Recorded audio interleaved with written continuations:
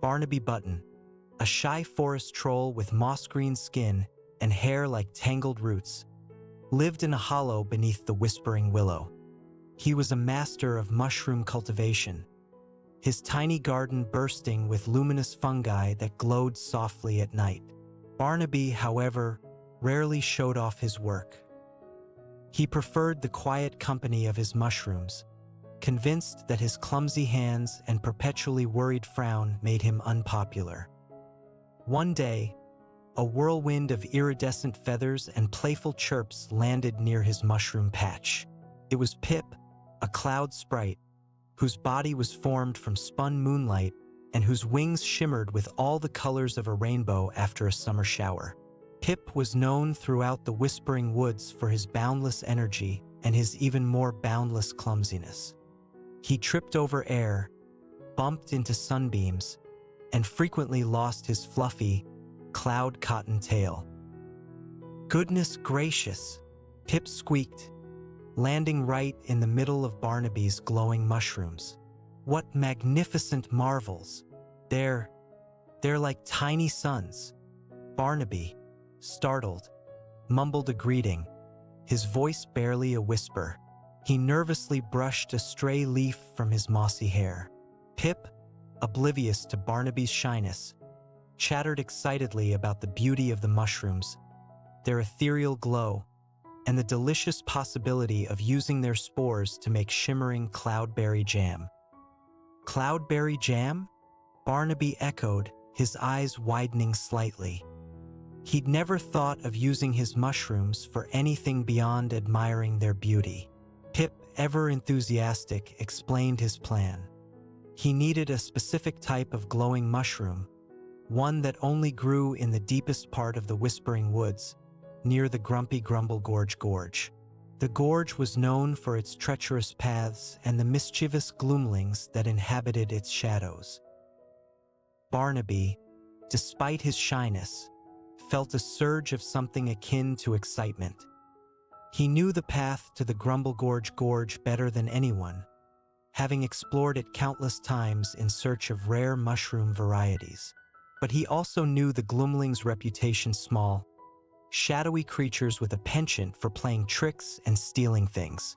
The thought filled him with dread, but the prospect of helping Pip, and the idea of his mushrooms being used for something so delightful, spurred him onward.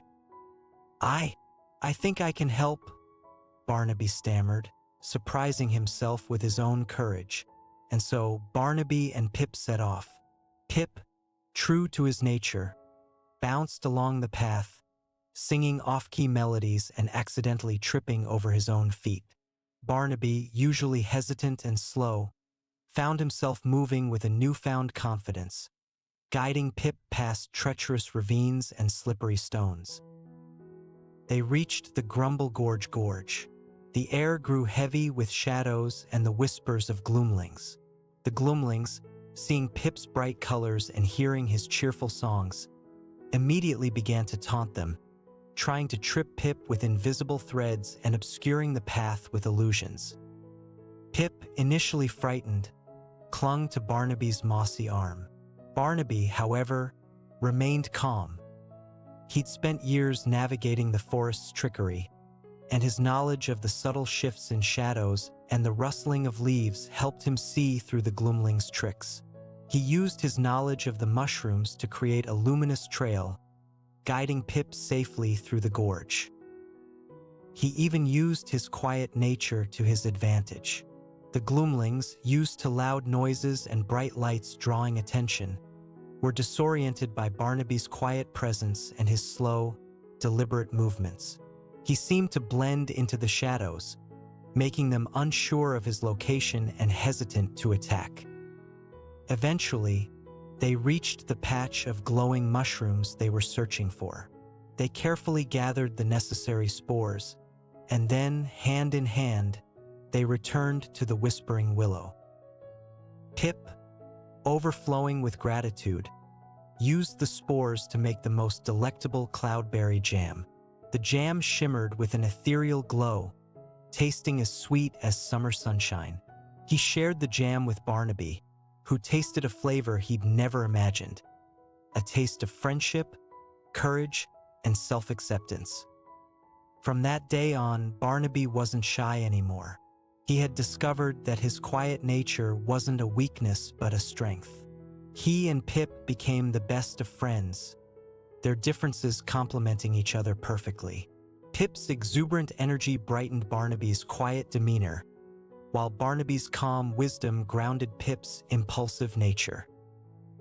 Barnaby started sharing his luminous mushrooms with the other woodland creatures, showing them the beauty of his work.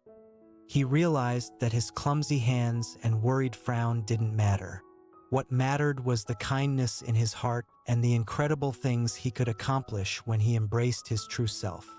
And Pip, always clumsy and always cheerful, learned the importance of friendship and the power of believing in others' abilities. The Whispering Woods was a brighter, more cheerful place with Barnaby's glowing mushrooms and Pip's cloudberry jam, a testament to the magic that happens when shy trolls and clumsy sprites combine their unique strengths, discover their courage, and celebrate their true selves. The end.